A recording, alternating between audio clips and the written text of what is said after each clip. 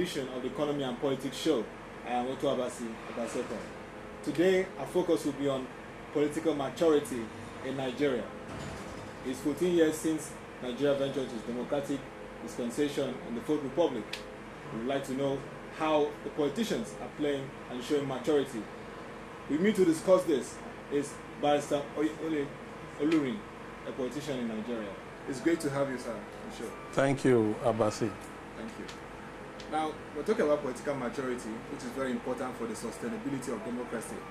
How do you assess it so far since 1999? Well, we're learning the rope. The cut-edge processes in the political emancipation in Nigeria actually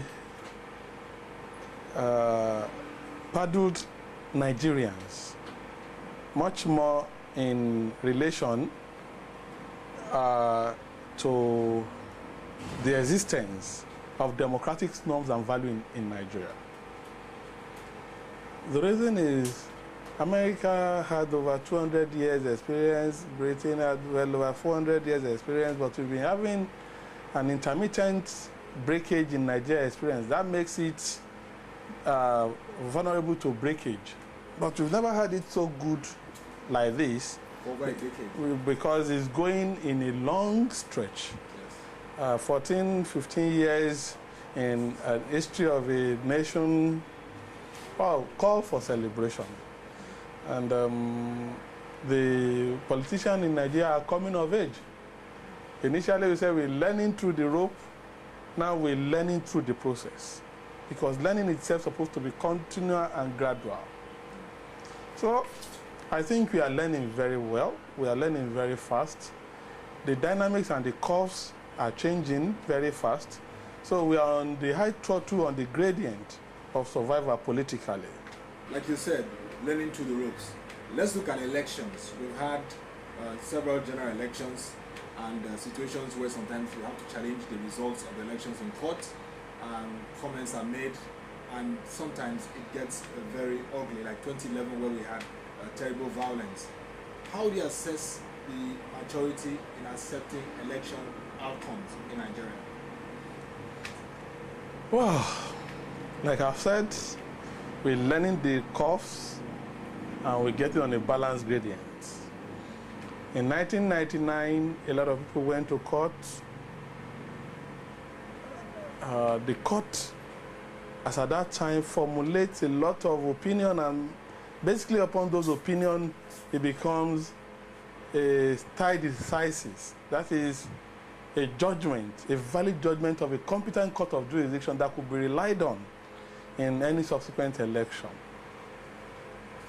In 2003, we were still managing the court processes, because I've never seen a process all over the world that is 100% foolproof.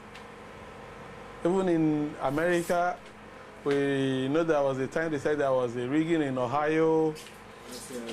2000. So, various things like that. Those are the people that even have matured democracy or matured electoral processes. Then let's come to Nigerian parlance. This is my 30-something years learning the politics and the curves in Nigeria. Over 3 decades. Yeah. That's quite an experience. And I stand to be corrected. No politicians, no political party that do not have an iota of rigging senses. No party. No party. No politician. No politician that does not have an iota of rigging senses. In Nigeria. All over the world. All over the world. But the process are different, and the meaning or the attribution given to it are different. I'll come via an example. Nobody rig an election in a place where it's not popular. Rigging now classified into a lot and a lot of dynamics. Old men that could not vote or that could not move with all agility to polling center could be aided by a political party or by a candidate in proxy. And when you take the person to the polling unit, you've already biased his opinion, our opinion. That is one form of inducement, which, when you come down it amount to an arm of rigging. Because the law says all electoral campaigns stops 48 hours to the election. And there is no way you will not talk politics when you are taking the old man or the old woman to the polling center to go and vote. And it is applicable to all parties. Now, this issue of rigging, you've made a very, very clear statement, which we'll come back to much later. But let's look at, since 2011, we've seen political violence at a level unprecedented in Nigeria. We had an emergence of a brand new president in Goodluck Jonathan, and he was greeted with violence. Since then till now, would you say that political class are showing more maturity and tolerance to one another in terms of views and outcomes of election? 2011, it was like yesterday. It's the reaction of the then CPC presidential candidate brings about sporadic violence in the Northeast. When you say reaction, is it that a comment was made? Yeah, his reaction that this election is rigged. Seek for your votes by any means. You know, when your leader talks, it spurs you to action because you believe you have a leader in him. And he said you should defend your votes, the vote that they counted that you lost, the vote that was not, there is no way they will pick the votes in your presence that you will not know, the vote that is not casted in a room, the result that was not announced in an aircraft, the result that were announced when people are there. Then, if you ascribe that attitude to your followers, if another leaders have said it in another region and other people have said it in another region, for example, if the APGA have said it in the east, if the ACN have said it in the southwest, the PDP could say it in the southeast, south-south, CPC is saying it in the northeast, PDP could say it partly in north-central, then the whole thing will bring a conflagration to the nation. And that still comes to it.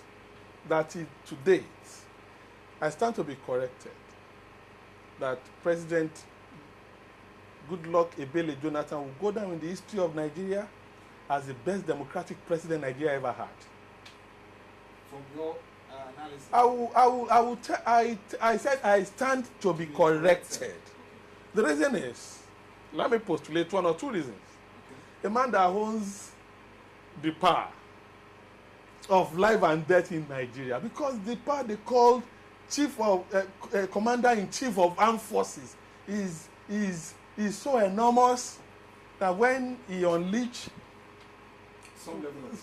not even the tiniest degree of it, we know what it could be. Also, recently in the Ekiti elections, Governor Kayode Fayemi has been the talking point, conceding defeat to Governor Fayoshe.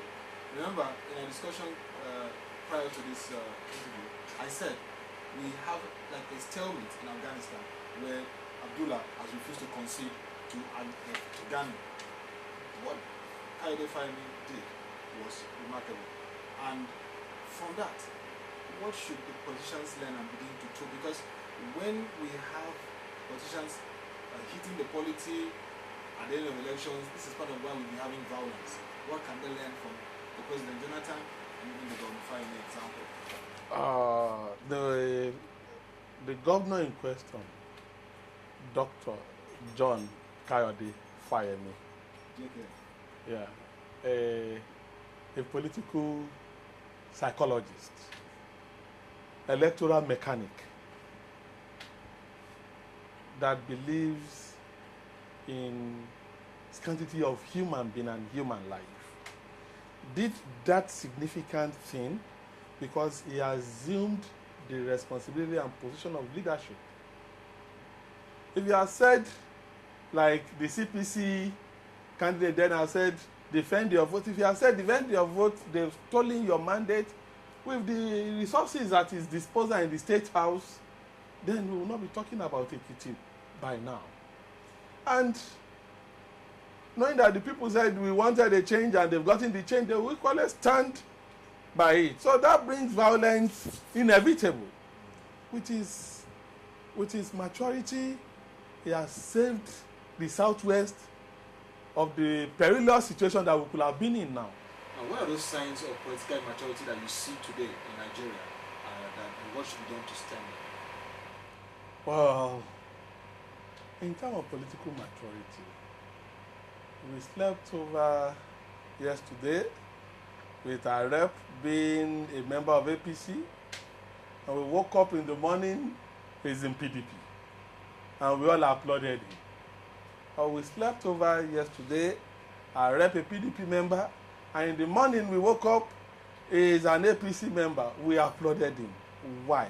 Because one way or the other, they will have been able to carry along their constituency in whatever they are doing. In Ekiti, they call it stomach infrastructure.